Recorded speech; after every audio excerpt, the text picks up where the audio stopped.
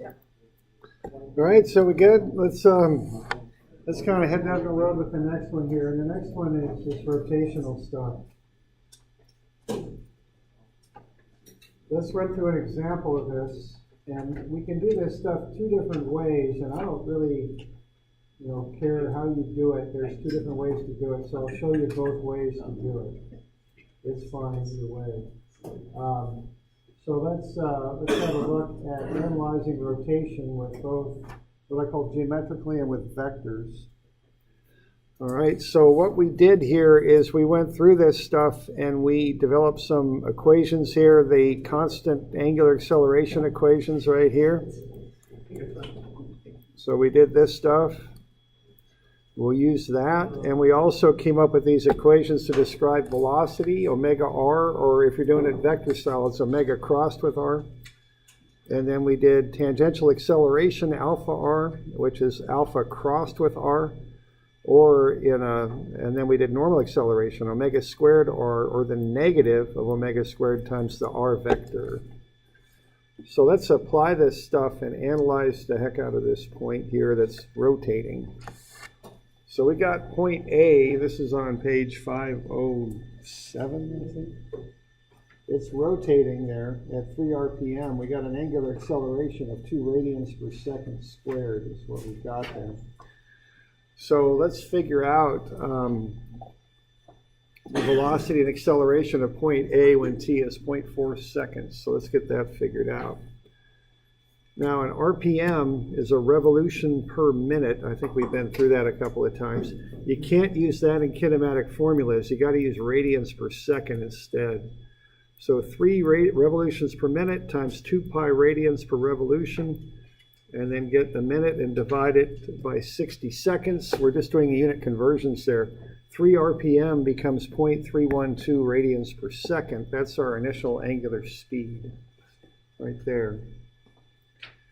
All right, now if we want to know what's happening with this thing after a certain amount of time, we're going to analyze that. So we're going to start with our basic information here. We'll find omega and also the angle that it is after our 0.4 seconds.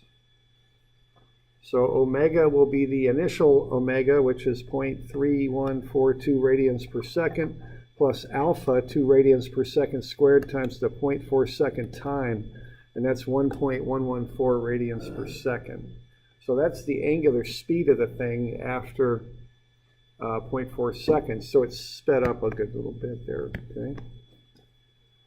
And then if we want to know its position, we put in the initial position, which is up here at 90 degrees, which is pi over 2 radians. And then we've got omega 0t, we've got omega 0 and the time, 0.4 seconds. And then we've got alpha there, so 1/2 times alpha times the time squared. We'll add that term, add all that stuff together, and we're going to get where we are. We're at 1.857 radians. So in 0.4 seconds, we've come on over there is where we're at now. So we're at A prime. Okay.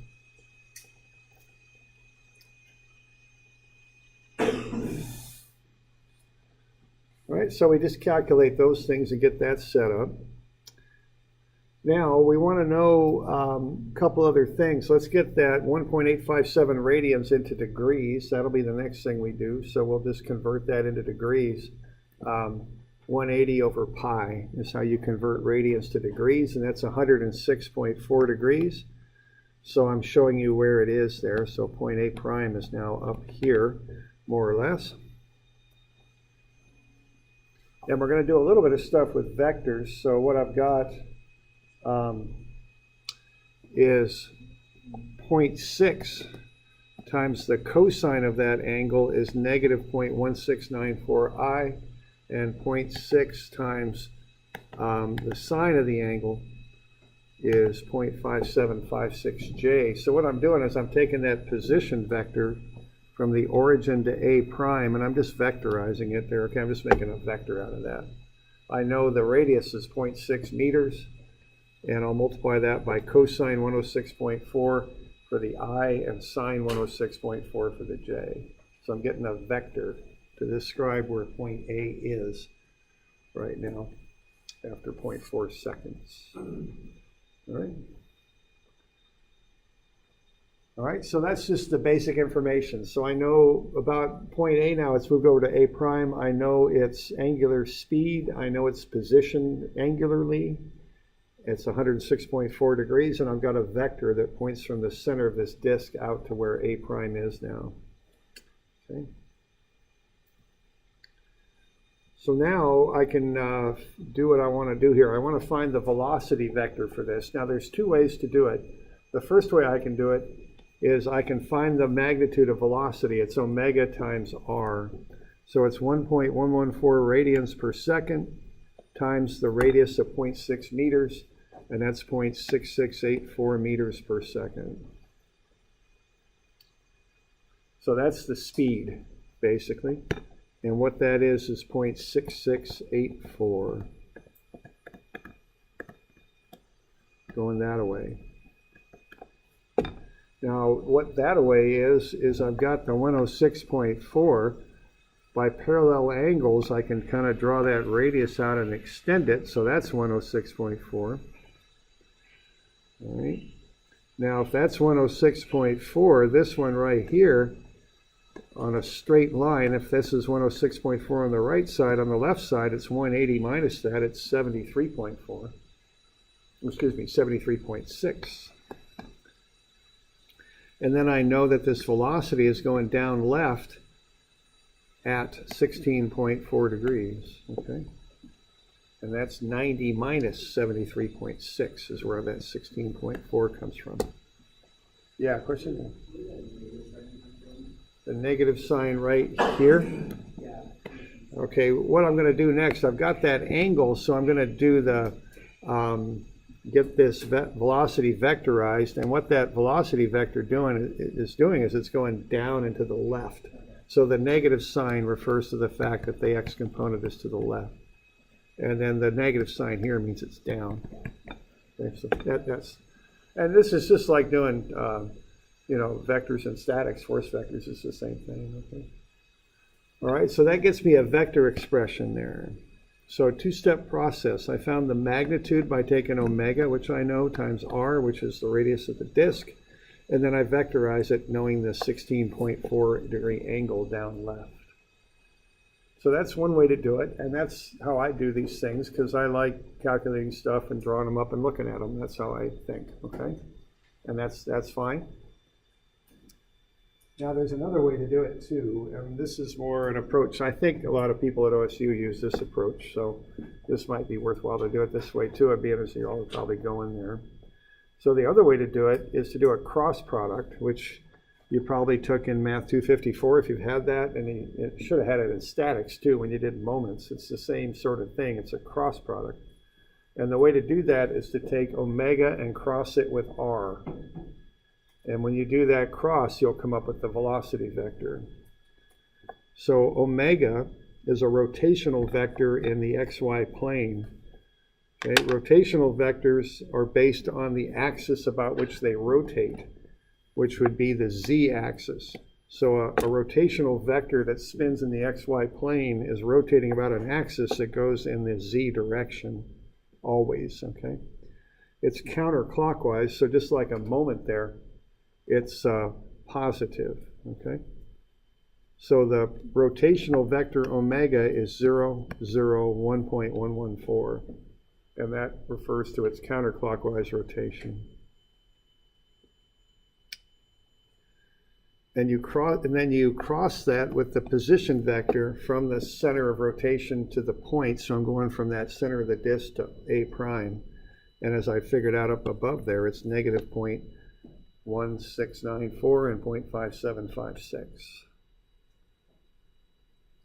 So what I would do then would just be to do a cross to get that velocity vector. So to do a cross, you know, I've got the formula on the back of your formula sheet. You just cross off the top row and the first column and cross multiply what's left. So 0 minus first term positive, second term negative, minus 0.11 1.114 times 0.5756, and that's the I component. Okay, then you cross off the middle column and the top row and cross what's left. You get 0 minus 1.114 times negative 0.1694. That'll be subtracted. The middle term is subtracted, the j term is subtracted. So 0 minus 1.114 times negative 0.1694. And then the last term, and when you're doing 2D stuff, really doesn't matter. It always zeroes out. The last term here will be cross off the last column, top row, cross multiply what's left, and that's just 0 for the k.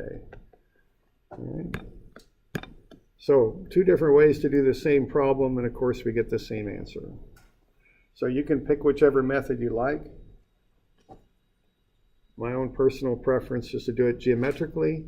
OSU seems to like to do their cross products, so whatever works for you is fine. Doesn't matter.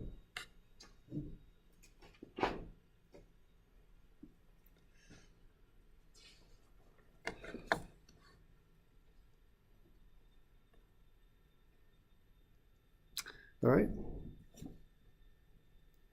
Now, on the next page there, if we're good with that, we can do acceleration of that point. Now, this will get a little bit more complicated because it's got 2 components. So we have to work through both components.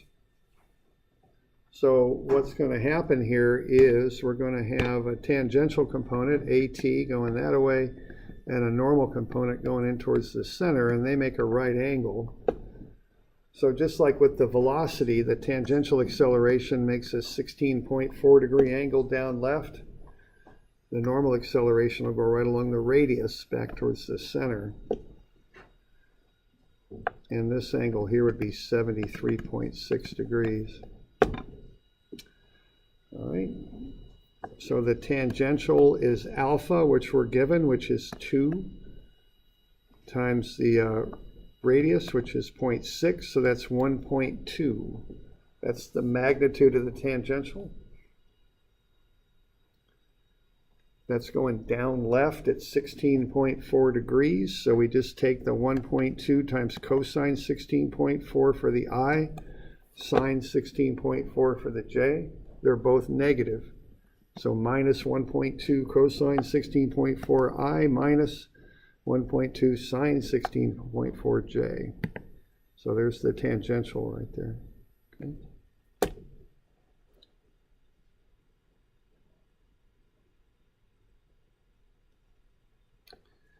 Okay, that's the tangential.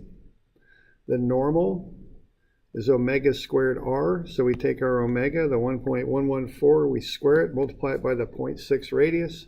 We get 0.7446. That's the normal. And then we're going to vectorize that. And that'll be times cosine. We're going to use this angle now because this normal acceleration is going in towards the center. So we got 73.6 and 73.6 there.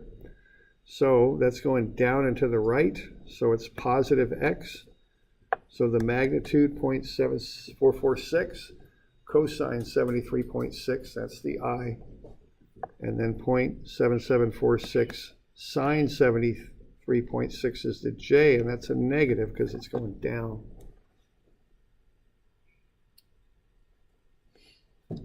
So that gets you both components of the normal. Okay, so we got the tangential in x and y, and we got the normal in x and y. So to get the total acceleration, you'd add them together. Just add the 2. Add up the x's, add up the y's, you get the total. Doing all right with that? Question? Oh, you just have a 0.7446 and then you have a 0.7. Yeah, kind of screwed that up, didn't I? So the normal is, yeah, okay. So I got a bust in there. Which one is it? I'm pretty sure the math works out. I think it's just a typo in how I wrote them down. My guess is the 0.7446 is the right one. So 1.114 x squared times 0.6 Yeah, it's 0.7446, so I got a little bit of a typo there, thanks. Right there. Those should be 4s, not 7s. And I'm pretty sure the trig that I did is right. I think I just wrote down the wrong number. Okay. Then you just add the components together, the x's and the y's. So there's our final total acceleration. Negative 0.9408I minus 0.1053J. Square root of sum of the squares gets me the 1.412 total. Okay.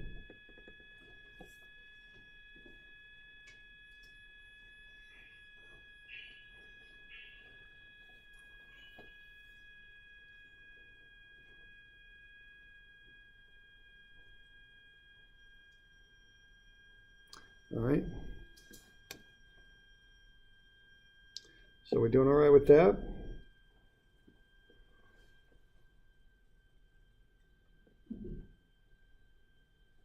Okay. Now you can do that vector style if you like. Okay, again, it's up to you. Doesn't really matter to me which way you do this. Whatever way works is fine. Okay. So if you're going to do it vector style, the tangential acceleration is a cross. You cross alpha, which is a rotational vector. It's counterclockwise. It's 2.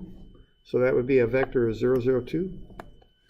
And you cross that with the position vector from that center of the disk to point A prime, which we worked out before. It's negative 0.1694 and 0.5756.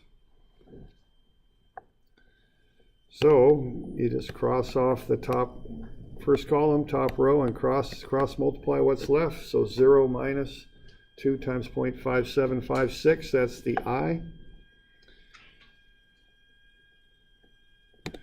And then you cross off the middle column, top row, and cross multiply what's left. So 0 minus 2 times negative 0.1694, and that's the J. That has a negative in front of it. That's part of the formula. And the last one is kind of trivial. Top row, right column, cross what's left. You get 0 minus 0. That's the K. So that'll get you your tangential vector, cross product style. Okay. All right.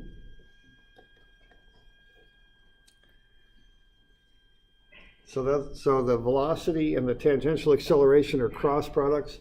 The cross product formula is on the back of your formula sheet if you need it.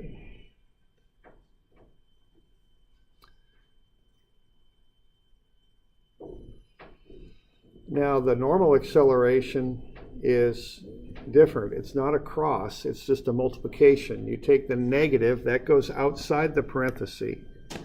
You square the omega, which is 1.114. Okay, so you're squaring omega, and then you multiply it by the position vector. So it's not a cross product, it's just a multiplication.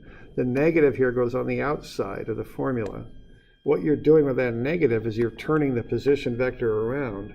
So instead of going the normal way from the middle of the circle out, you're putting that negative on there and making it go in, which is how the normal acceleration acts. See, that's the function of the negative. So you square the 1.114, you put a negative on it, and you multiply that by the position vector. So you get 0.2102I minus 0.7143J. So once again, we got two different ways of doing the same thing. You could take that vector there and add it to the tangential just like before, like we did up where the brackets are at, and get the total. Okay. So we vectorize this stuff because it helps us analyze certain aspects of it. We're going to end up doing some little bit of just touch a little bit on analyzing the motion of machinery just a bit, and we need to vectorize this stuff so we can do that.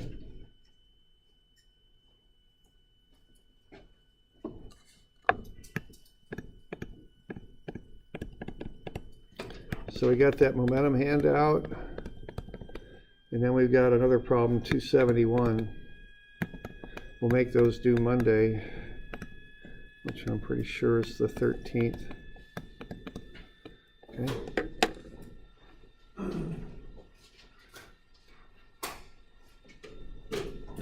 We're doing all right with that? I'll take questions on that momentum problem on Friday, on this problem, on 271 also. Okay. All right. There we go. Call it good. For which? Do you have an answer for the time? No, I don't. I'll let you work through that one. Okay. I think we got it. I'm sure you did.